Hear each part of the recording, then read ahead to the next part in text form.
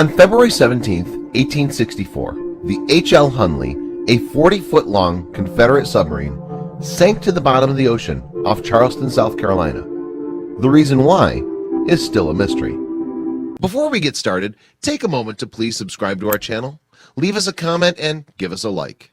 That day, the Hunley became the first submarine to sink an enemy ship during battle when it embedded a torpedo in the USS Housatonic's hull.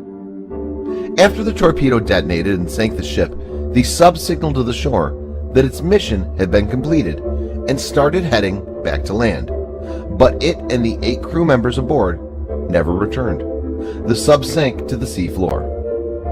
After more than 150 years, nobody can say for sure what exactly happened to the men. One thing's for sure though, something killed them all suddenly and left no physical injuries. After the sub was raised from the ocean in 2000, the hull wasn't found to be majorly damaged. Even when researchers unsealed the crew compartment, they still couldn't find a definite cause of death. There are a number of theories about what caused the Hunley to sink. One is that a nearby ship could have hit the sub and caused it to take on water.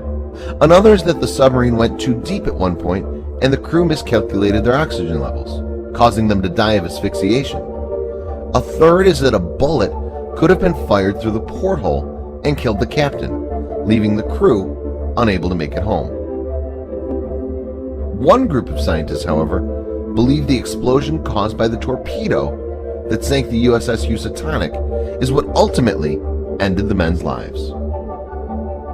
In research published in the PLOS One journal, biomechanist Rachel Lance designed a tiny model of the Hunley and replicated the explosion in a pond at a farm in St. Louis, North Carolina. A small pressure gauge inside the model showed a shock wave created from the blast, which led Lance and other researchers to believe the same had happened with the Hunley. Lance believes the wave hit all crew members and reached their lungs, causing their blood levels to rupture in a pulmonary hemorrhage. Any explosive we've seen in the field would definitely create a lethal wave, Lance said. These types of injuries are not subtle, the damage is immediate.